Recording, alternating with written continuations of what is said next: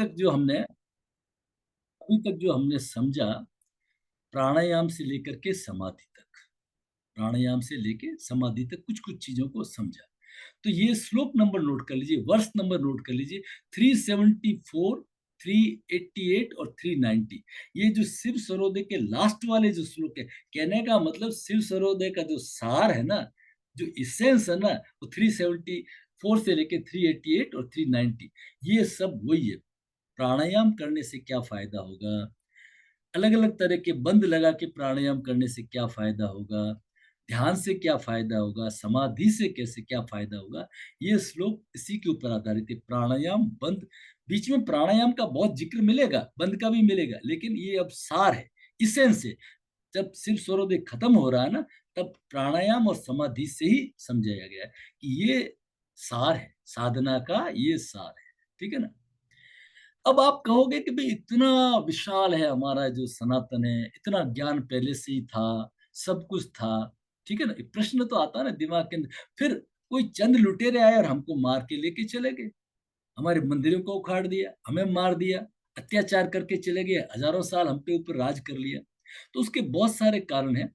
तो एक कारण तो दिमाग में आप आता है ना कि भाई हम ये कहते हैं कि हमारे शास्त्र इतने स्ट्रांग थे। आज भी जो आज का जो विज्ञान है ना, वो हमारे शास्त्र ही उसको मानते हैं।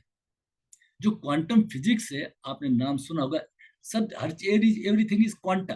क्वांटम फिजिक्स को कोई आधार है किसी भी धर्म में, तो आपके सनातन के अंदर है, अद्वैत का सिद्धांत है। आप थोड़ा नोट कर लेना, कभी आपको इच्छा हो जाए कि क्वांटम फिजिक्स क्या है, क्वांटम थ्योरी क्या है।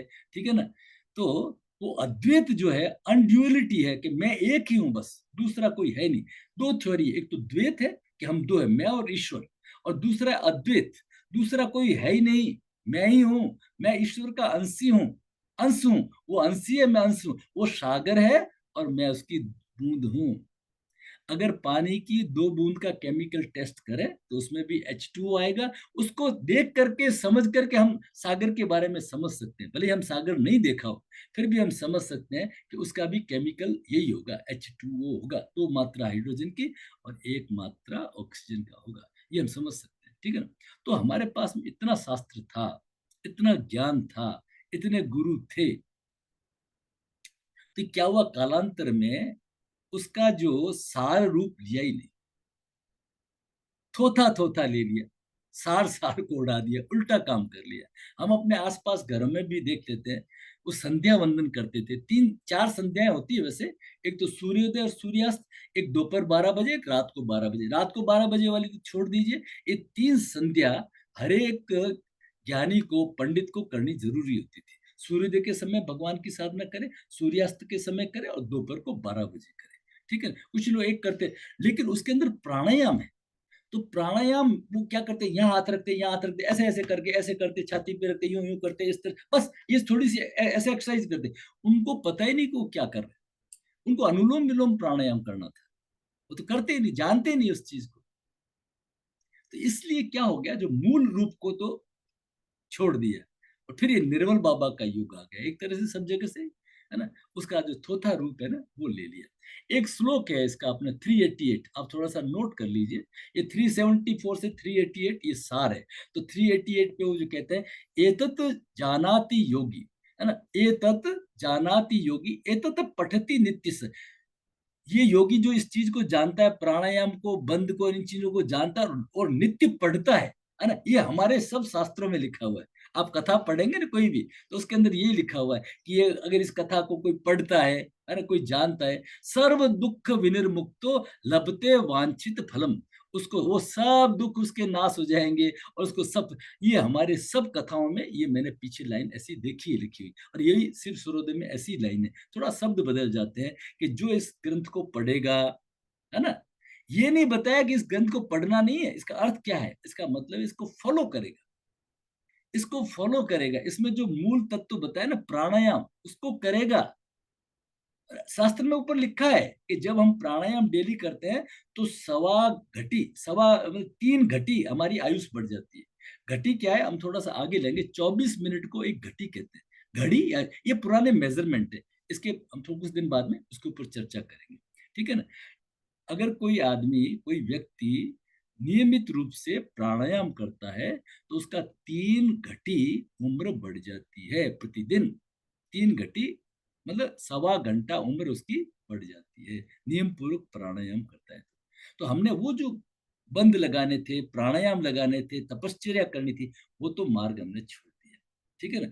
उस ग्रंथ को पढ़ लिया बस, उसका मीनिंग हमने ये लगा लिया, और घर घर जाके हम कथा भी करने लगे। आपके घर में भी आ गए, मैंने आपको शिव सरोदी की कथा सुना दी, ये बताया नहीं कि स्वर क्या है, प्राणायाम क्या है, बंद क्या है, कुंभक क्या है। थोड़ी ये आजकल आपने देखा होगा, बड़े बड़े जो ज्ञानी लोग हैं, जिनके बड़े बड़े आश्रम में, वो भी क्या करते हैं, ऐसे इमेजिनेशन करो, कल्पना करो अरे भाई ये तो बच्चों का खेल है। क्या कल्पना करो, आप ये बताओ ना, ऐसे प्राणायाम करो 2 मिनट। आप 2 मिनट के लिए एब्डोमेन ब्रीदिंग करिए, आप सितकारी करिए, आप ट्रैंक्वाइल होते हैं कि नहीं, आप अनुलोम विलोम करिए, थोड़ा सा एक्जिलेशन का समय बढ़ाइए, 5-10 मिनट अभ्यास करेंगे आपको मिल जाएगा। क्या इमेजिनेशन करने की जरूरत है? श्वास प्राणायाम का अभ्यास अगर अच्छा कर लिया तो ऑटोमेटिकली हो जाएगा। ये तो मैं भी बताता हूँ, आप ऐसे कल्पना करो, ऐसे तो वो इस सार की बात है। सार है प्राणायाम। प्राणायाम और कुंभक ये सार है, ये सिखाने चाहिए, इसके ऊपर चर्चा होनी चाहिए। थोथा ज्ञान होने से सब गड़बड़ होगी, मूल को समझा ही नहीं। हमारा ड्यूटी क्या होता है?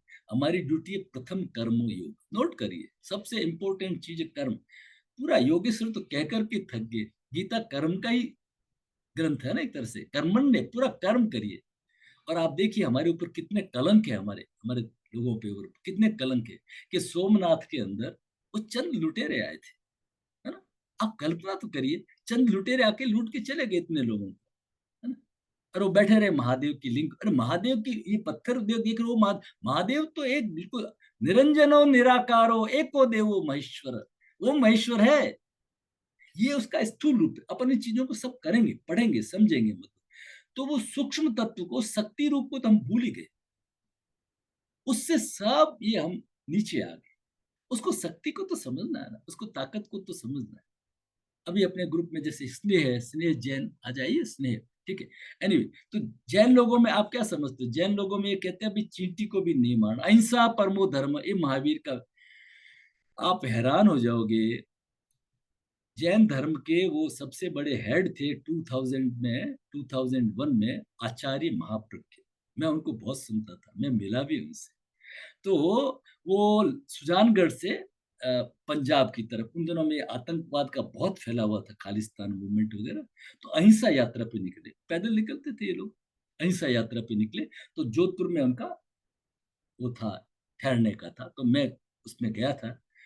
तो उस मीटिंग को जो कर रहे थे, एंकरिंग कर रहे थे, एक तरह से कहिए, वो कर रहे थे डॉक्टर एल एम सिंघवी साहब। एल एम सिंघवी साहब बहुत बड़े आदमी, आजकल जो मनु अभिषेक सिंघवी आप सुनते हो टीवी के ऊपर, एडवोकेट का, उनके पिताजी।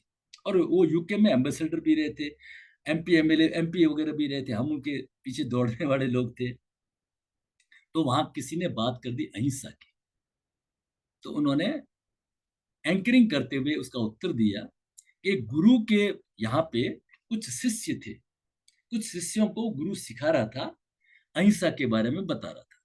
इतने में तो क्या हुआ, एक शेर आया दहाड़ता हुआ। जो इस शेर की दहाड़ सुनी, शिष्य तो युवा थे, जंप करके पेड़ के ऊपर चढ़ गए। और गुरु जी गए कुटिया के अंदर, उन्होंने पिस्टल उठा ली, बंदूक उठा ली, और उठा करके फायर कर दिया। वो फायर की आवाज सुन करके शेर भाग गया। भाग गया तो शिष्य नीचे उतरे, और उनका गुरु जी कमाल करते हो, हमें तो अहिंसा अहिंसा अहिंसा समझाए, और आपने शेर आया तो आपने तो बंदूक तान ली। ऐ कैसी अहिंसा है? कहते कुछ हो, करते क्या हो? तो गुरुजी ने उत्तर दिया, मैं आज भी कह रहा हूं और अभी भी कह रहा हूं, अहिंसा परमो धर्म। लेकिन जो सामने आदमी है ना, वो अहिंसा की भाषा नहीं समझता। वो जो शेर है ना, जंगली है ना, वो अहिंसा की भाषा नहीं, वो हिंसा की भाषा जानता है। तो हिंसा की भाषा को मेरे को हिंसा की भाषा में उत्तर देना पड़ेगा, ये अहिंसा। तो पूरा मतलब उसको हमने, उसका एक अपने हिसाब से एक अलग रूप ले लिया। वो रूप नहीं है। शास्त्रों का जो मूल रूप जब हम समझेंगे ना, तब जाकर के सही उत्तर आएंगे, और तब जाकर के हम लोगों का कल्याण होगा। चलिए नेक्स्ट।